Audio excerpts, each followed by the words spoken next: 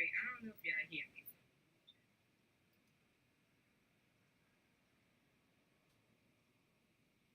Let me see if y'all hear me.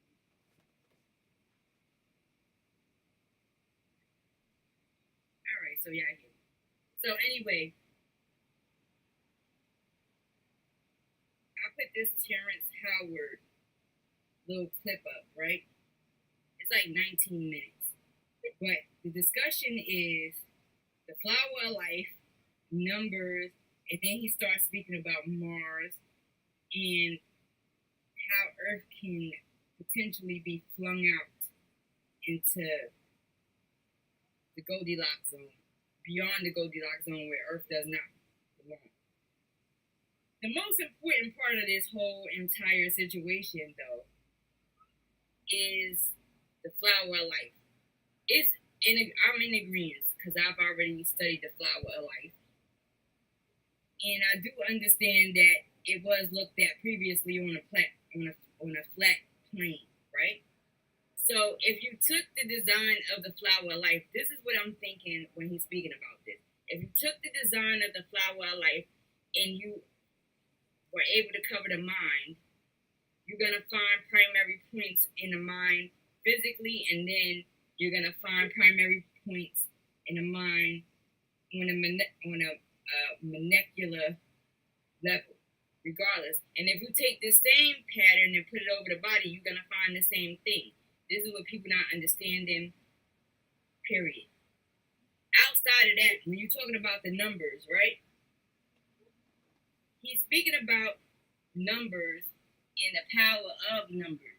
Now, when I'm looking at this in numerology, it verifies that the moon is a satellite. I could go infinite amount of numbers squaring the 1. I could go infinite amount of numbers squaring the 3 if you're dealing with the planets in order, right? But when you get to the 2, it's stagnant. So to me, the discussion is the moon is still a satellite.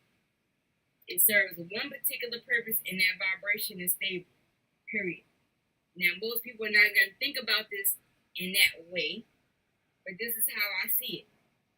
So now I'm going to just let it play out for a little bit so you can understand what he was talking about in the first place. Outside of that, before I play it, let's talk about the Earth swinging out into the Goldilocks, beyond the Goldilocks zone, because that's important, right?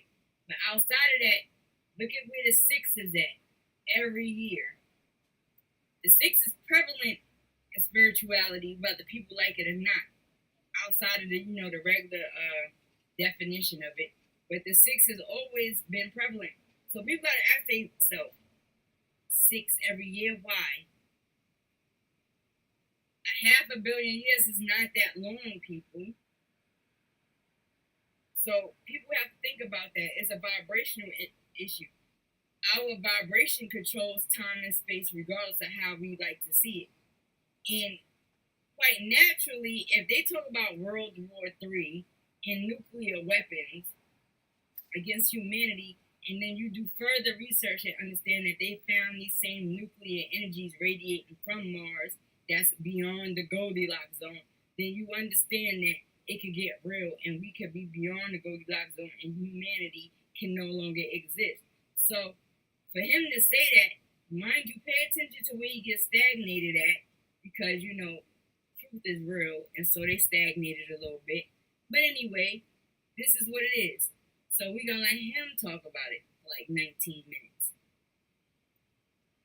I was an actor because it was like Jesus walking on water for tips, because he could do it. That's what he did. It was a natural thing for him. I've always been an empath. I've always been emotionally connected to everything. But the thing that I was most spiritually connected to, that was my driving force, was physics. It was wondering how the universe really came to be. And I fell in love with this thing called the flower of life. You guys know Da Vinci? Do you know what he spent most of his life trying to figure out? Who in here knows the flower of life? Couple? I'm going to get you something.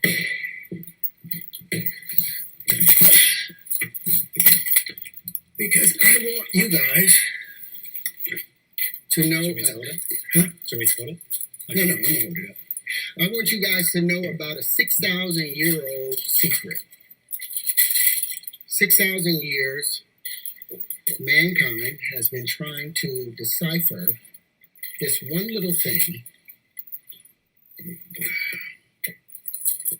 called the flower of life. Now, do you know the flower of life? Have you guys ever seen this before? Now, you know this is one of the oldest symbols in human history, right? Or do you not know? This symbol was found in the Temple of Osiris in Egypt, and it had been molecularly burned into the wall. And it's 6,000 years old. This same symbol has been found in the forbidden temples in China, sitting under the fufu dogs. And the foot on it, the flower of life, saying whoever controlled that flower of life controlled the universe. There were secrets in that flower of life that Da Vinci spent his whole life trying to uncover. There were secrets in that flower of life that Newton spent his whole life in secret trying to uncover. The same secrets that Pythagoras was desperately trying to uncover. But the problem was, they kept seeing... Pause, y'all. So, let's get this clear. You have to read or research Da Vinci, and you would have to research Pythagoras to understand what he's saying. All this was spoke about in a metaphorical way, and that's just the bottom line. Pay attention to when he discusses the areas that have no lines, though. If you're going to fold this over the human body or fold this over the mind, then you're going to understand that this is the electrical system of the mind and the body, which people are not going to understand. And you can find this in every spiritual book there is. For people who are, wrote these spiritual books and truly tapped in. I'm not even about to hold you. For him to be an actor is just a reminder that we're not limited to nothing, right? Anyway, moving right along. This in a two-dimensional space. They couldn't get it out of this two-dimensional frame, and as a result, they got stuck in this plane, a flat plane. Now, what Da Vinci and all of them wanted to do, they were trying to find a way to bring this flower to life, because what is inside of it? Well, apparently, there were secrets inside of it. Shapes, they Captain Makerba and all of those other things out of it. But they were misled by something I think called a straight line. You guys believe in straight lines? You believe there's straight lines in the universe? Well, let me hit you with something. All energy in the universe is expressed in what? It's in motion. If something is still, there's no energy. Kinetic, right? All motion is expressed in what? You look at galaxies. Are they expressed in straight lines? Expressed in vortices. All right, so pause. This is not a class, but let's get it clear. Our etheric chords are not even in a straight line. Even when you're dealing with the etheric chords, there's a radiation of energy that goes outward, right? This is the same thing on every plane. The straight line really only exists in the physical reality, and it really can't even exist there. If you want to be, if you really want to think about it. The body is not in a straight line. The mind is not in a straight line. The heart is not in a straight line. The organs are not in a straight line. The gut is not in a straight line. Your toes is technically not in a straight line. And, if you want to talk about a galaxy, the Milky Way galaxy is definitely not in a straight line. And neither is the Earth. So whether we consider the Earth oblique or a sphere, it actually gets both dimensions. On the surface, it's supposed to be a sphere. Below it, it's supposed to be, this oblique. So at the end of the day, he still holds a valid point, and I'm in agreement. Moving right along. All vortices are expressed in what? Waves. All waves are curved. Show me a straight line in nature. You show me where the platonic solids come from. Where do they have their foundations in our universe? Are there any straight lines? Again, there are none. I checked the whole entire situation. There's none in air. There's no straight lines in water. There's no straight lines in anything that's popping up in that situation. There's literally no straight lines. So therefore, once again, this is what a Terrence Howard visit. I have no argument. Moving right along. If you look at anything, there are no straight lines. That's been the mistake. We've been looking at these straight lines, this Euclidean way of thinking, and missing the curvature of nature. So here we are, back with the curvature of nature. And we have all these little pieces. Now, this has always been an information system. So compare some of these points. Take a point here and say, well, what's the space in between all of these things? Now, they've said that all the in-between spaces, if this is the Earth and this is the moon right here, all this in-between space is filled with what? A void. There's nothing in the void. Well, I found that there is something in the void. The elementary fundamental particles that they've been searching for at the CERN collider, the Hadron Collider in CERN. All right. So for those of y'all who are not aware what the Hadron Collider is, this is something that I done figured out years ago, right? But the Hadron Collider is a discussion of throwing particles together at the speed of light to figure out what they're going to get. Now, when I first found out about the Hadron Collider, it was we're spinning particles, we're shooting or throwing particles against each other, and we're looking for antimatter, which is not what the hell we're supposed to be looking for on the planet Earth, because that would be anti-us, because we are matter, right? But this is what they were initially, or from what I was taught, or from what I read, this is what they was looking for. Meanwhile, these Hadron Colliders was built underground, from what I saw. All right. So let's think they're slinging particles at the speed of light. So now we gotta look at the Big Bang Theory, because at the speed of light, the Big Bang Theory comes into. And so we have to understand this moves through the energetic field, the mental field, the emotional field, tarot, and all this. And this is why I say that if you go back to the furthest systems without these technologies, they already kind of discovered that at the end of the day, there's no getting around it, period. Think about that.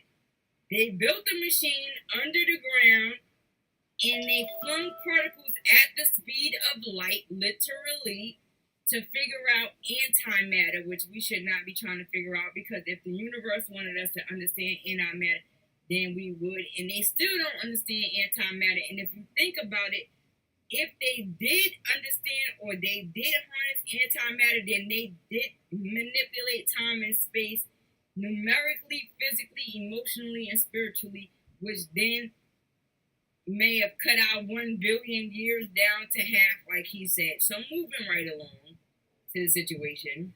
I found that their energy signatures matched perfectly to some of the pieces that I was able to pull out of here. So I'm going to bring some of those. Do I have a minute? Am I good? Okay. Now, all of this was supposed to be on a projector for you guys. I don't have that. So what I do have is a bit of a Chanel bag, or an old Chanel bag, a box, as it were. And we're going to talk about a couple of items in here that are so hard to even express here. Afterwards, you're going to have to just take a look at these. You got it. I won't have the time to do it. I couldn't show you, but I am going to show you. I didn't come here not to show you. Now, whether you guys are able to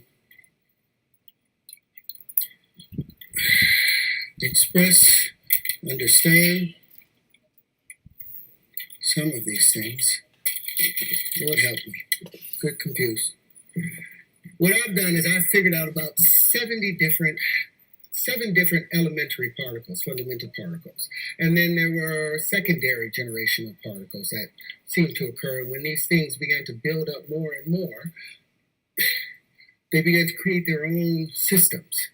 And these systems is what I brought to Oxford because I would like for you guys to examine them, put them to test.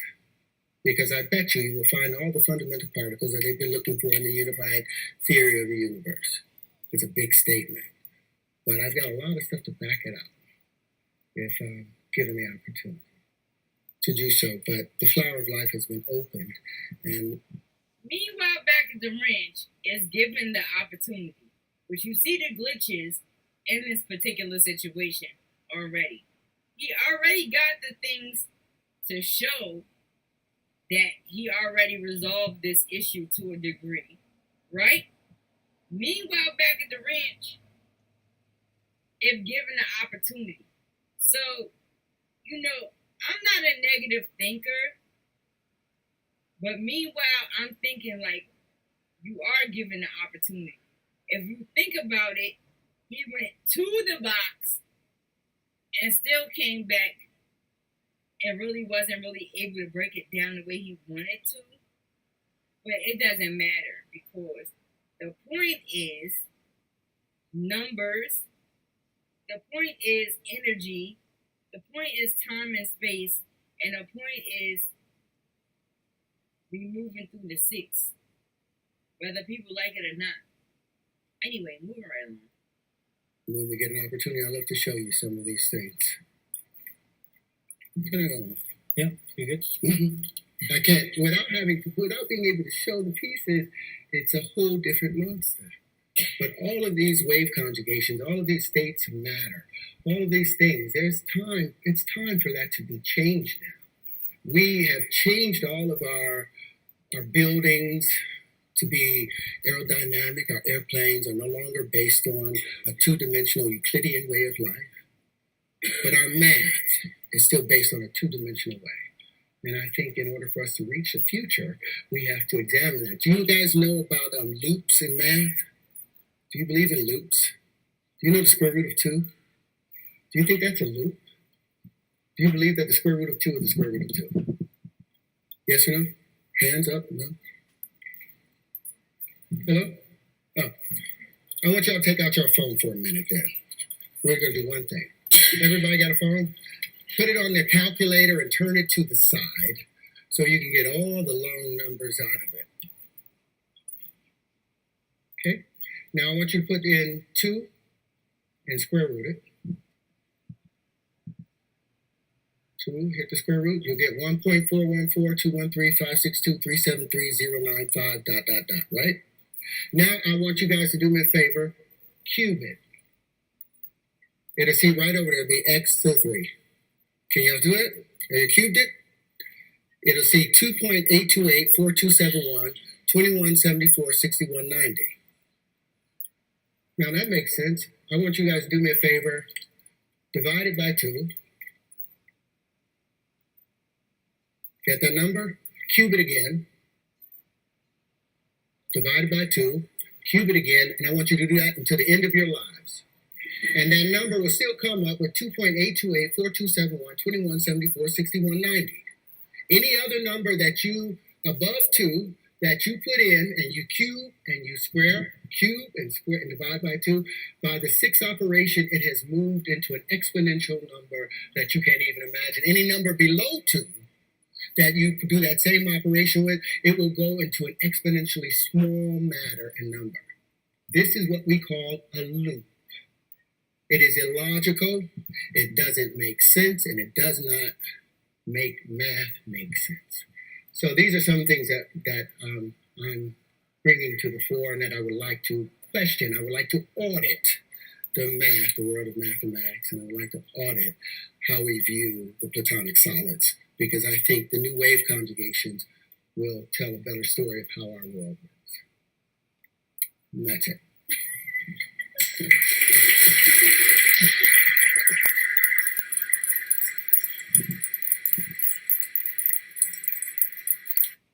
Now I'm just saying, I'm not up here with y'all like I don't have my camera on, but I'm just saying, how can you argue that? This is how unaware, people are in reality, and so on and so forth. No one understood that for the most part. And most people do not understand what the flower of life is or do not study it and did not understand, this issue with Da Vinci and Pythagoras and all this other shenanigans, right? And how does it seep into the reality of spirituality? It's there, pound period. There's no getting around that. Understanding that they were stuck in a two-dimensional plane, everybody has to understand that technically we have a nice 7 dimensions. Everybody has not tapped into the 7 dimensions, and we have a little bit more than that. But if they were stuck in the two-dimensional plane, and we stuck in there's a group of us that's stuck in the 3-dimensional plane, and then you have a group of us that's stuck in a 5-dimensional plane, and then you have a group of us that's stuck in a 6-dimensional plane, and then you have a group of us that's stuck in a 7-dimensional plane. You have to think, how are the planes tapped into? And this is what people are not understanding. The planes are not only tapped into by what we do, but it's our mindset, period. And so when there's certain people that's tapped into these different dimensions, these higher dimensions that's outside of the physical realm, they try to control those dimensions. And so that creates a ripple effect on the earth, which then again proves once again that energy is not moving in a straight line. And even when you get a cardiogram or an echocardiogram, let's say, that's not even in a straight line. If you get the brain waves checked, that's not even in a straight line. So therefore, he verifies that the universe moves like the human body moves like the universe, and that's that. Anyway, I found it to be an interesting video, but I'm off this thing, so I will talk to you all later. Deuces. I streamed it.